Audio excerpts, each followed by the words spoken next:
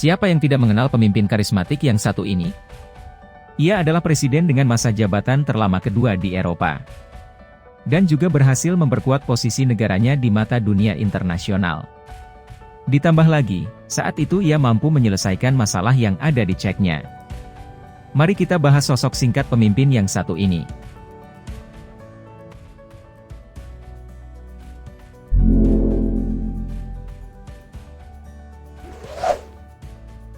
Vladimir Vladimirovich Putin. Vladimir Putin lahir pada tanggal 7 Oktober 1952, Leningrad, Republik Sosialis Federatif Soviet Rusia, Uni Soviet yang sekarang menjadi Saint Petersburg. Ia dilahirkan dari pasangan Vladimir Spiridonovich Putin dan Maria Ivanovna Putina. Ayahnya adalah seorang conscript dalam Angkatan Laut Soviet yang lahir pada 23 Februari 1911.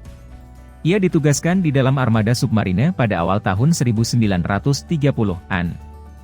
Setelahnya ia bergabung dalam batalion penghancur NKVD dan dipindahkan ke Angkatan Darat Reguler pada masa Perang Dunia Kedua. Vladimir Spiridonovich Putin meninggal pada tanggal 2 Agustus 1999. Ibunya, Maria Ivanovna Putina adalah seorang buruh pabrik, dan ia lahir pada tanggal 4 Oktober 1911. Maria menikah dengan Vladimir Spiridonovich Putin saat ia berusia 17 tahun. Dari pernikahannya, Maria melahirkan 3 orang anak.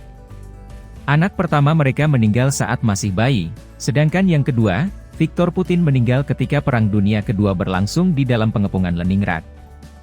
Vladimir Putin, pada 1 September 1960, ia masuk sekolah nomor 193 di Gang Baskov. Putin menjadi salah satu dari beberapa murid yang tidak menjadi pionir muda Uni Soviet atau organisasi kepemudaan. Seperti kebanyakan pemuda Rusia, pada usia 12 tahun, Putin mulai mempraktikkan bela diri gulat judo dan sambo. Saat di SMA Saint Petersburg 281, Putin memulai belajar bahasa Jerman. Dan melanjutkan studi hukum di Universitas Negeri Sankt Petersburg di tahun 1970. Setelah lulus pada 1975, Putin bergabung dengan KGB. Ia dilatih di sekolah KGB ke-401, Ohta, Leningrad.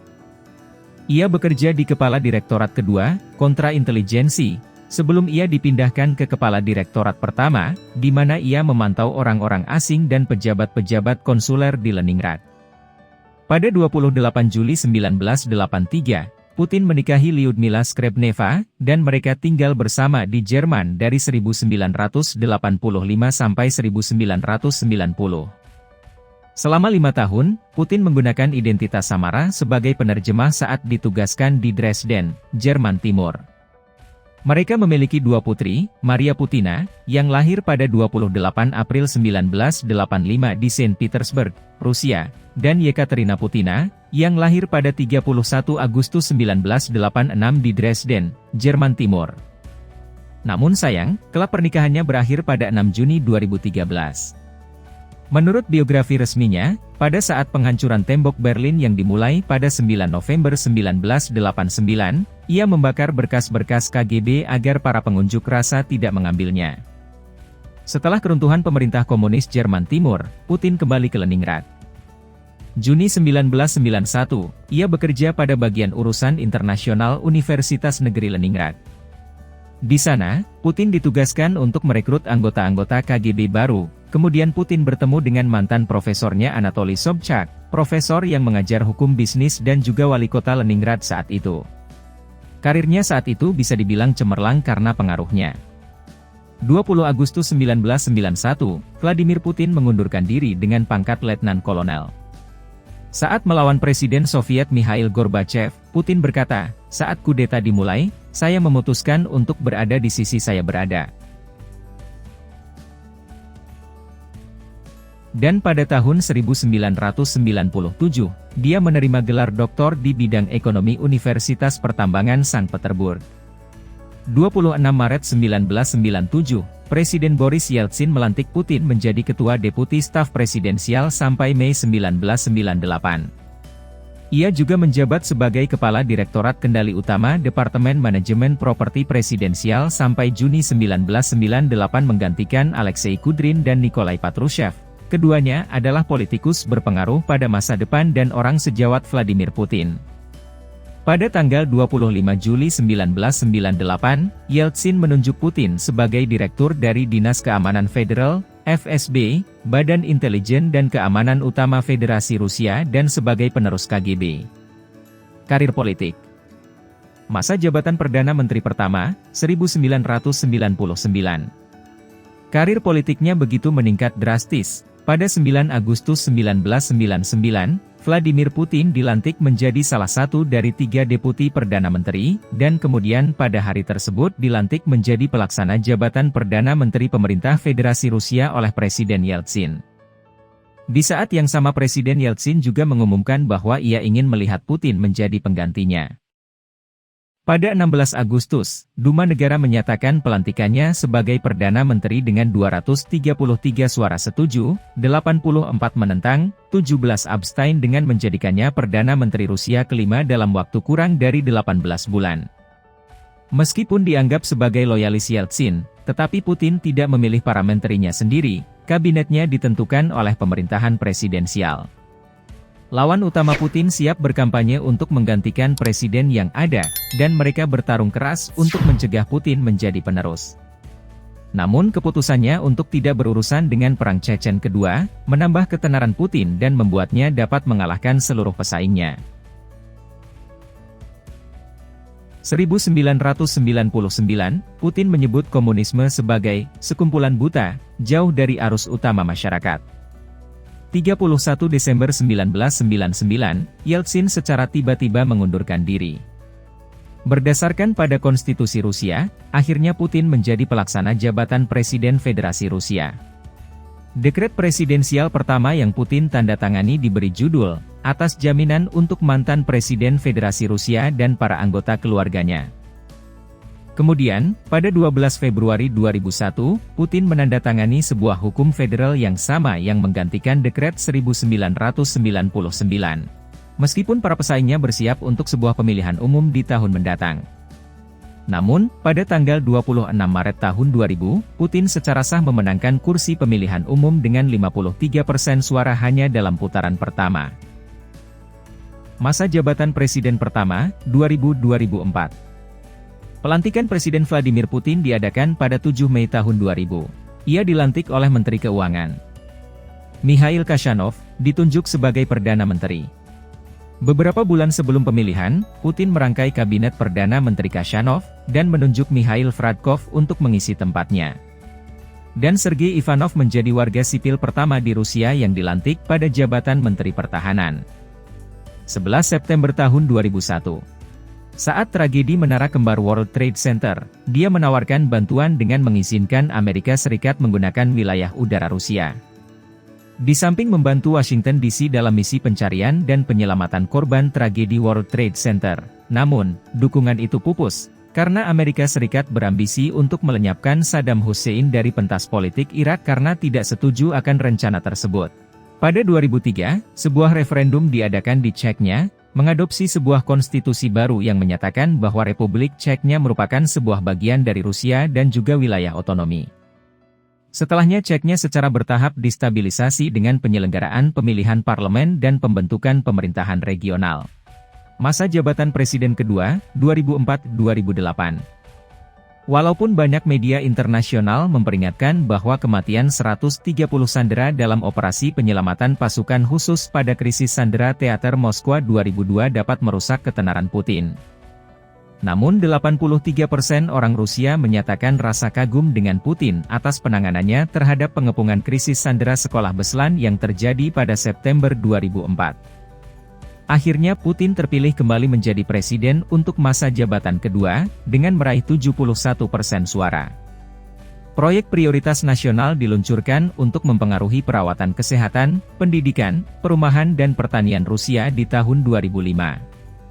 Pada 7 Oktober 2006, Anna Politkovskaya, seorang jurnalis yang menyoroti korupsi dalam Angkatan Darat Rusia ditembak mati saat berada di apartemennya.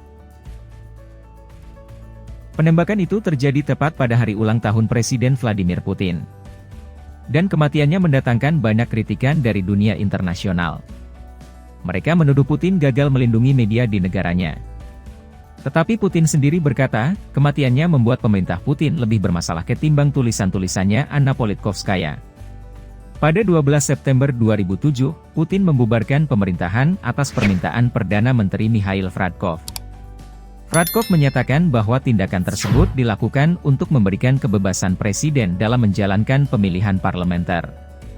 Dan setelahnya Viktor Zhukov dilantik menjadi Perdana Menteri yang baru. Rusia Bersatu memenangkan 64,24% suara pada pemilihan Desember 2007. Kemenangan itu dipandang oleh beberapa orang sebagai dukungan yang kuat dari sang pemimpin Rusia. Masa jabatan Perdana Menteri kedua, 2008-2012.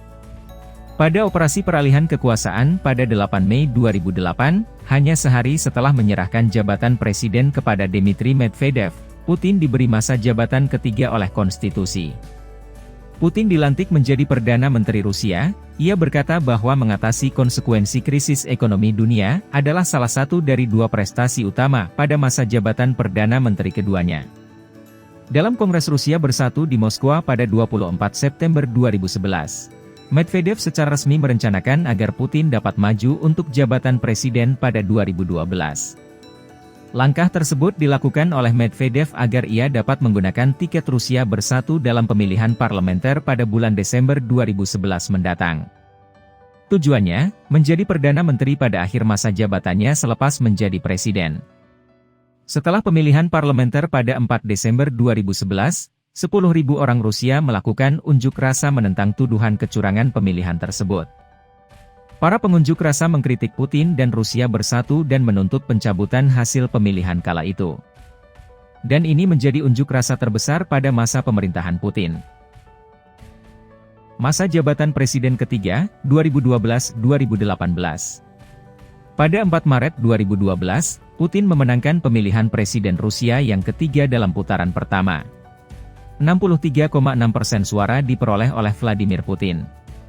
Di sisi lain, meskipun upaya-upaya transparansi pemilihan telah dipublikasikan, pihak oposisi menuduh Putin dan Partai Rusia Bersatu melakukan kecurangan serta penggelembungan jumlah suara. Kembali lagi, unjuk rasa anti-Putin diadakan secara langsung setelah kampanye presiden. Unjuk rasa paling terkenal adalah penampilan Pussy Riot pada 21 Februari. Sekitar 8.000 sampai 20.000 pengunjuk rasa berkumpul di Moskwa pada tanggal 6 Mei, di mana saat itu 80 orang luka-luka dalam bentrokan dengan pihak kepolisian. Setelah protes Euromaidan dan jatuhnya Presiden Ukraina Viktor Yanukovych. Februari 2014, Rusia melakukan beberapa serangan militer ke wilayah Ukraina. Setelah referendum, warga Crimea memilih untuk bergabung dengan Federasi Rusia dan Rusia kemudian mengambil alih Crimea dan Sevastopol. Komunitas internasional berasumsi bahwa pencaplokan Crimea menandakan Putin telah memulai kebijakan luar negeri yang sama sekali baru. Perubahan kebijakan ini dapat dipahami sebagai upaya Putin untuk mempertahankan negara-negara di wilayah pengaruh Rusia dari pengaruh Barat. Pada 30 September 2015, Presiden Putin mengizinkan intervensi militer Rusia dalam Perang Saudara Suriah, menyusul permintaan resmi pemerintah Suriah untuk bantuan militer melawan kelompok pemberontak.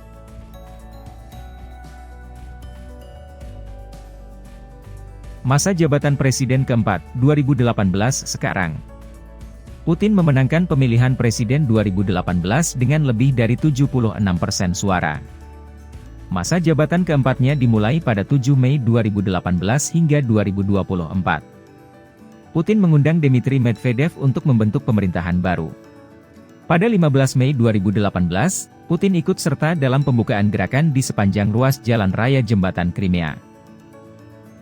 Putin mengumumkan bahwa ia tidak akan mencalonkan diri sebagai presiden pada 2024, membenarkan apa yang sesuai dengan konstitusi Rusia.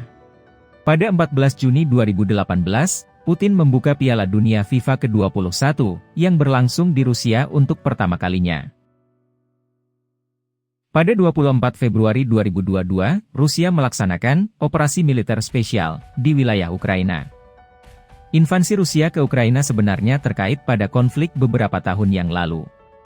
Invasi tersebut mendapat banyak kritik internasional. Majelis Umum PBB mengesahkan resolusi yang mengkritik invasi dan menuntut pemunduran penuh pasukan Rusia. Mahkamah Internasional memerintahkan Rusia untuk menghentikan operasi-operasi militer dan Majelis Eropa mengeluarkan Rusia. Bahkan Vladimir Putin pun menyatakan, tidak berencana untuk menduduki wilayah Ukraina dan telah meminta tentara Ukraina untuk segera meletakkan senjata mereka, saat Dewan Keamanan PBB mengadakan pertemuan darurat yang kedua. Sampai saat ini perang Rusia dan Ukraina sudah berjalan 1 tahun lebih. Menurut Sergei Guriev ketika berbicara tentang kebijakan ekonomi Putin, ia membaginya ke dalam 4 periode berbeda. Tahun-tahun reformasi, dari masa jabatan pertamanya, 1999 hingga 2003. Statis, dari masa jabatan keduanya, 2004 paruh pertama 2008. Krisis dan pemulihan ekonomi dunia, paruh kedua 2008 hingga 2013. Dan perang Rusia-Ukraina, isolasi Rusia yang semakin meningkat dari ekonomi global, dan stagnasi, 2014 sekarang. Terlepas dari kehidupan politiknya, Putin memupuk citra publik sebagai pria tangguh di luar ruangan. Menunjukkan kehebatan fisiknya dengan ambil bagian dalam kegiatan yang tidak biasa atau berbahaya, seperti olahraga ekstrim dan interaksi dengan hewan liar. Putin memiliki cinta dan kepedulian yang luar biasa terhadap hewan. Bahkan, ia memberlakukan undang-undang tentang perlindungan hewan. Aturan-aturan tersebut mencakup larangan membunuh hewan liar, larangan untuk memelihara hewan di dalam mal dan restoran, serta aturan tentang perawatan yang tepat untuk hewan peliharaan. Bahkan ia di rumahnya memelihara beberapa anjing kecil dan terlibat dalam penelitian berbagai spesies hewan seperti harimau, beruang kutub, bangau, dan lumba-lumba. Itulah sosok singkat pemimpin karismatik Rusia Vladimir Vladimirovich Putin. Mohon maaf bila ada kesalahan atau tidak kesesuaian dalam pembahasan kali ini. Sekali lagi terima kasih. Silahkan tinggalkan komentar kita berdiskusi.